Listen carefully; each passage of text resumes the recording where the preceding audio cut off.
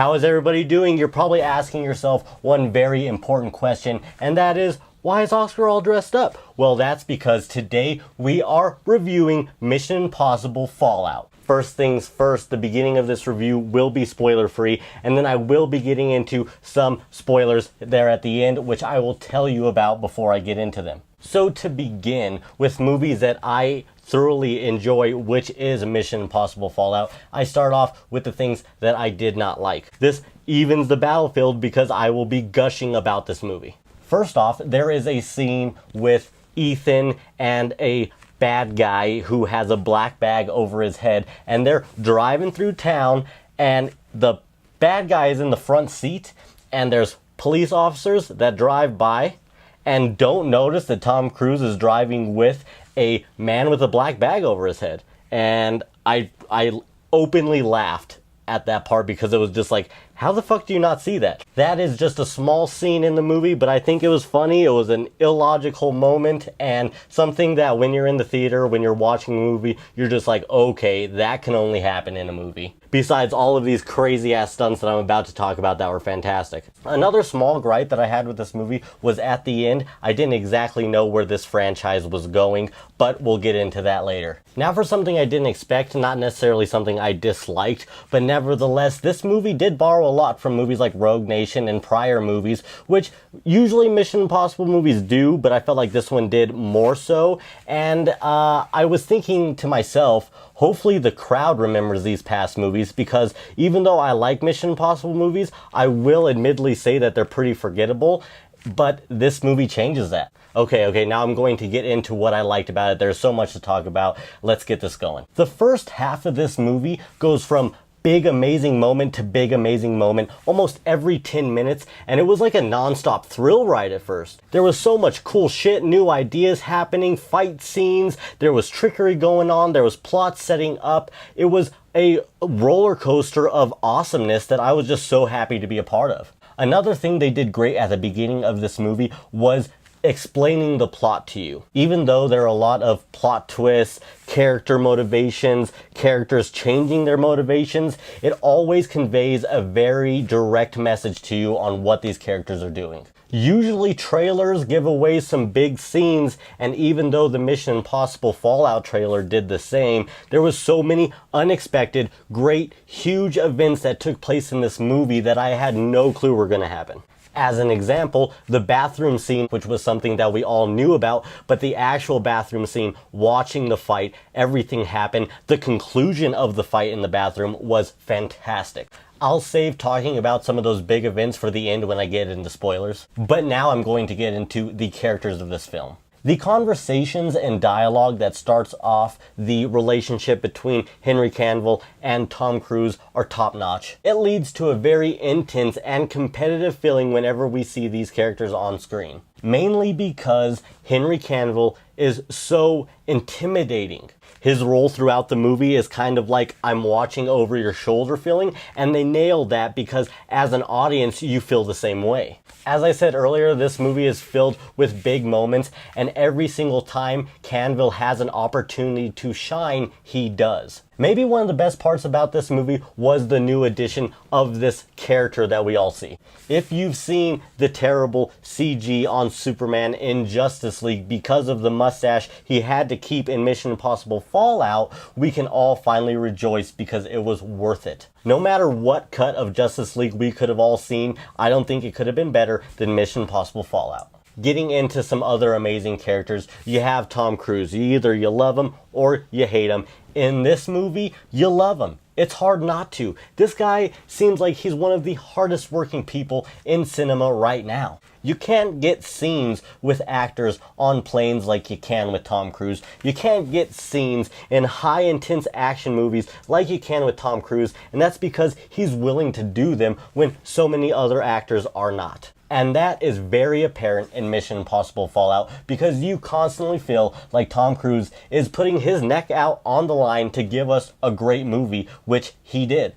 This movie does a great job at paying homage to the whole life that our character Ethan Hunt has had through Mission Impossible. From the very beginning of the movie to the very end of the movie, there's little Easter eggs that any Mission Impossible fan would love. I enjoyed it. There's some scenes that clearly are just like, oh my god, they did that, that's awesome. Something else I get to say is that this movie does a great job at bringing back people from the Mission Impossible franchise and bringing them back in the best way possible. From the women of this movie, the bad guys, and Hunt's team, everybody plays a crucial role and they all have a moment where they shine in this movie, and that's maybe the most important part. You don't have to like Tom Cruise to see this movie. You can see this movie going into just liking action movies, spy movies, and that's really because everybody in this cast does what they can and brings value to this film. Now I'm going to get into some plot details very quickly. I'm going to keep it vague. This is still the spoiler-free portion of the show. Earlier I said they do a great job in conveying the plot to us throughout the movie.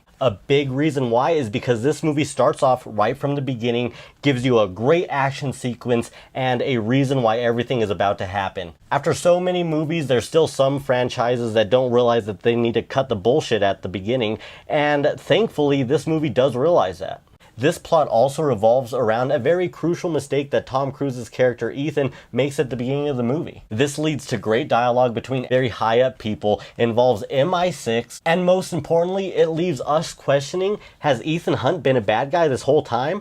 Has Ethan Hunt cracked? Is he a bad guy now? Who can we trust? And that is why this is one of the best spy movies, in my opinion, ever. I know that is a huge statement to make, but I am a James Bond fanboy. I love spy movies. Captain America: Winter Soldier is my favorite Marvel movie, most importantly because it's pretty much a spy movie. Now I know that I've pissed you off, I know I've riled you up, you're thinking this guy's talking out of his ass, whatever. But the fact is, this movie kept me at the edge of my seat, literally biting my nails and just wondering, oh my god, what's gonna happen next? My heart was pounding in the seat and I was laying down. I was laying down in a recliner seat and I was like, my god, this is so tense. And the reason why is because of characters, villains, great camera work, and great dialogue. Now before I get into the spoiler portion of this review, I gotta name drop some scenes here. The motorcycle chase, the skydiving scene, the bathroom fight, and the confession scene at the beginning of the movie are all top-notch scenes. From the camera work of the motorcycle chase to the surprise twist during the confessions,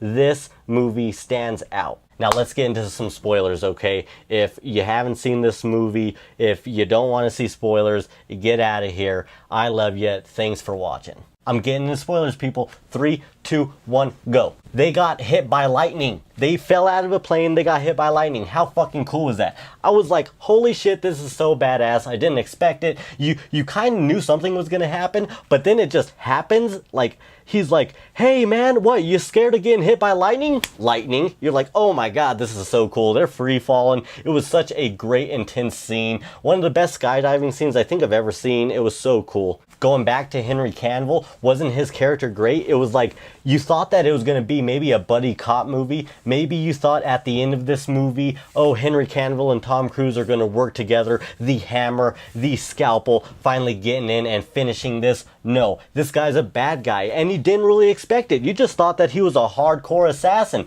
always watching Ethan. No, he's a fucking bad guy, and he's one of the best bad guys. And on top of that, at the end of this movie, he turns into a real James Bond villain, people. The scars, everything so perfect. Oh, Another thing, what is Mission Impossible without all of the latex masks, right? This is honestly one of the best things that stand out from Mission Impossible to any other spy or action movie, I feel like, in the business. The best thing that they do is that we know about the masks. We know that anybody could be fake at any time, yet all of these twists and turns happen right in front of us and we don't even expect them. When Simon Pegg rips off the mask and we get Henry Cavill's confession about him being part of the Apostles is like, holy shit, that was fantastic. The confession at the beginning is one of the biggest proofs that this movie was going to be so good, to me at least, because I didn't see that coming. When all he said was he wanted the manifesto to be read on air and they would give him what he wanted, he got what he wanted, everybody acted out the scene beautifully, and then those fake hospital walls drop, you realize it was all a setup, they got exactly what they needed, and that set the pace for this movie. Now, the villain of this movie, Lane, was so awesome. He did such a good job. You felt like he was so important. He had such a important motivation and willpower, but at the end you saw him for who he was. And even though he had this great big plan to destroy, the water supply of like Pakistan and Russia and all these places, really what he wanted to do was get that ultimate revenge on Ethan Hunt. And you understood that this character was just as flawed as anybody else. He's cynical, he's conniving, even his voice just makes you think, oh, this guy's a bad guy, this guy's not fucking good news. And throughout the whole movie, it's pretty much like I'm just watching Andrew Lincoln, just a better actor. Burn. Okay, I'm sorry. I almost went on a rant about how Walking Dead isn't a good show anymore, but I will get back to this. And the final thing I will say about Mission Impossible Fallout, the final thing I will say about this review is that the end of the movie, I didn't exactly know where this franchise was headed. Admittedly, maybe the filmmakers didn't know where this franchise was going either. They didn't exactly close it off. They didn't exactly leave it open for a sequel. In my opinion, I wish that this would be the last Mission Impossible, if not one of the last for many years to come, because this is on a high note right now. I personally think it's one of the best spy movies ever made.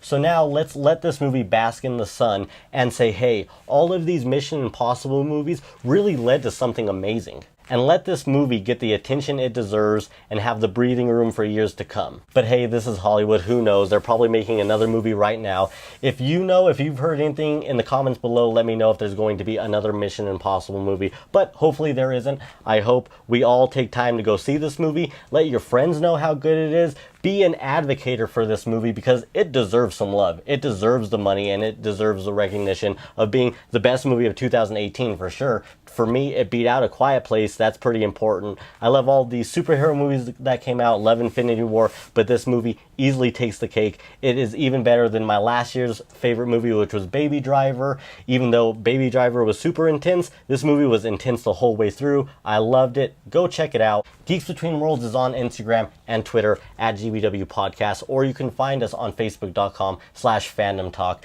Thank you for joining us today. That is Mission Impossible Fallout. Go see it if you haven't. If you've seen it, go see it again like I will definitely. GBW out.